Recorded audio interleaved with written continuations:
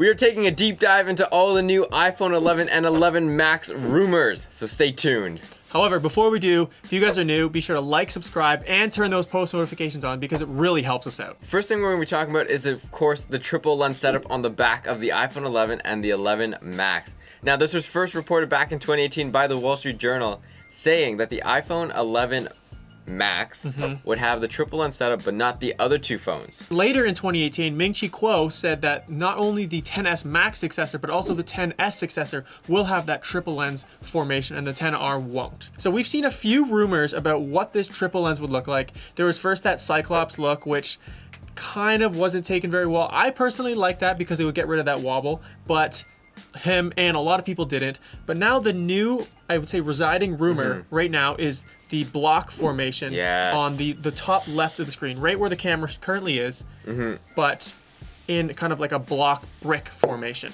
So the first person to talk about this actual square box layout was Steve McFly on Twitter @OnLeaks, and he came out with renders back in 2019 in January, and he also followed that up by CAD designs and a actual mock-up. I don't think he followed it up with CAD designs. I think they were found and then he posted the CAD designs. Oh, okay. So he found CAD designs which kind of go in line with what he was saying. And then later in 2019, a rear end chassis rumor was leaked about what it's actually going to look like. And it actually aligns perfectly with what Steve McFly was saying. Yeah. On top of that, there is actual models floating around that are being given to case manufacturers to produce cases for the iPhone 11 and 11 Max. This was reported by SlashLeaks.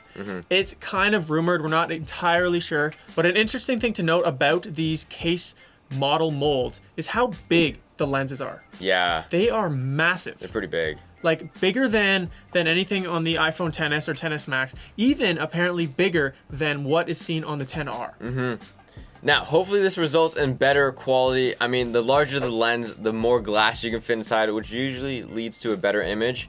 Fingers crossed. And better sensors and stuff like that. Yes. And this goes in line with what Mac Otakara was saying. Now, they've been pretty wrong in the past. They've made some pretty bold statements, and we made some videos about one of their bold statements.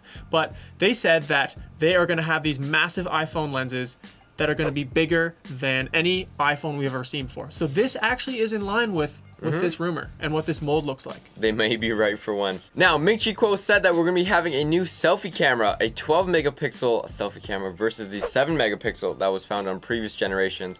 And on top of that, the third lens on the back of the phone will be an ultra wide provided by Sony. Also 12 megapixels. There's a lot of phones out there with some incredible megapixels, like the Huawei P30 Pro. Yeah. The iPhone doesn't even come close to the megapixels. I think where Apple really takes the cake on is their software behind the camera. Yes. Like chocolate cake.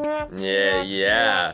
On top of the chocolate dark cake, they're also going to be blacking out their camera sensors. This way, on the back of it, you won't actually see the different lenses. It'll just be a black slate. Yeah, if you look at not only the back, but on the front as well. But if you look at the cameras, the main noticeable thing on the front is the lens. So if they put a black coating, Ming-Chi Kuo says it's going to be an inconspicuous look. Blend in really well with the bezels around the device and the notch. See, one thing I'm worried about is that tinted windows on a car result in poor visibility.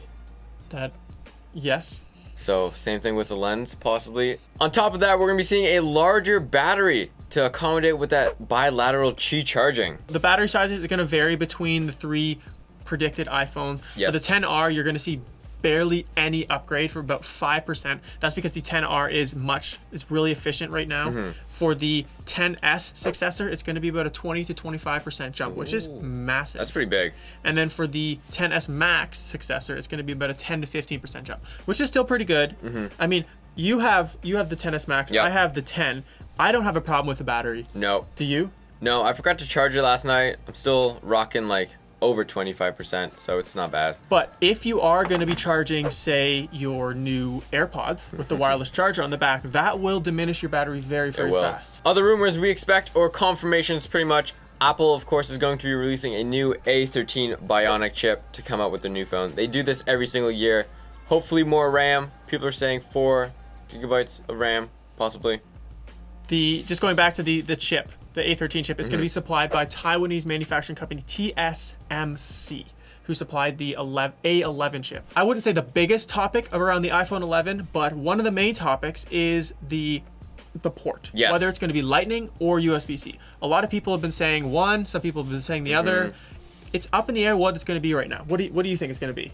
I think it's gonna be Lightning. Why Personally, not? I would say the same thing. Media companies like Mako Takara think that it's going to be USB-C. Now, Yeah. Ming-Chi Kuo thinks that it's going to be Lightning port. On leaks, when they put out their render of the iPhone 11, the render has a Lightning port. So Okay. Lightning port is probably the predominant way that they're going to go right now. Now we're going to talk about some things that we would like to see. Some of the most important things for us on the iPhone 11. I mean, right now, I'm probably not going to get the iPhone 11 because I'm very happy with my 10. But he's probably going to get it, and I'm sure a lot of you guys want to get it too. So what are some things that you want to see? No notch. No notch. No notch.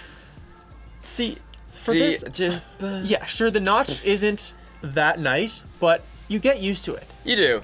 It's like it's not really noticeable.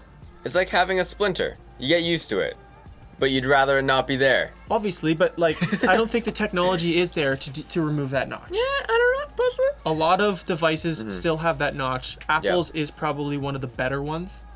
What compared to the Pixel, I would say. Pixel's is really ugly. Pixel's ugly, but then you have something like the P30, which looks nice. It's like a teardrop. That's not too bad. It's possible. Another thing I want to see is increase in screen resolution. So that's really important to him. Yes. My eyes, I don't really notice a big difference, but Yours glasses. blue light blocking glasses. Yeah, yes. okay. But one thing I did notice when I was using the Note 9 compared to the iPhone XS, there is a dip in screen quality. But like, how noticeable is it? Well, for me, because I look at a screen all day and then like I'm pretty like focused on it, I can notice a difference in resolution, especially with text. Okay. So again, I probably wouldn't notice it, I'm just saying. An increase in that would be nice. something that I would like to see, at least an improvement on, is the wobble. Oh my gosh, you wear a case. I wear a case, yes. It doesn't even wobble. So yeah, it doesn't wobble with the case, but without the case, it wobbles. Yeah. And it's annoying. And with that block, it's going to be double the size. It's going to be an even bigger wobble. Would it be more or less of a wobble because it's more in the center? Probably more, I would say. Yeah, maybe less. Regardless, there would still be a wobble. Okay. So I would hope that Apple would try to do their best to decrease that. And I think Mac Otakara actually came out and said that Apple's looking to make the whole body thicker, but at the same time decreasing the size of the camera. Yes, we read rumors on that. They'd cut the hump in half. My last thing that I like to see is probably not as popular. You're probably going to hate me for I it. swear, if you say headphone jack. No, not the headphone jack. Okay, thank goodness. I think Apple should bring back Touch ID to their phones. What? See, there are times, yes, Face ID is really nice, Yeah. and it's pretty quick, but there are times when it doesn't work, and you're sitting there for probably 2-3 seconds waiting for it to work, and it doesn't work, then you have to type in your password. Sometimes I would much rather just stick my thumb on the screen, something like maybe the Samsung Oh, you want in-screen S10, fingerprint reader. in-screen fingerprint reader, something like that, to log into my phone that much faster. That would be nice. I don't think Apple will implement it. They're really pushing this Face ID and how secure it is. I mean, it is the most secure Face ID out there. Those are some of the things that we want to see. If you guys want to see something different in the iPhone 11, be sure to comment them down below, and we'll do our best to respond. And if you guys are new, make sure you subscribe, and we'll see you guys later.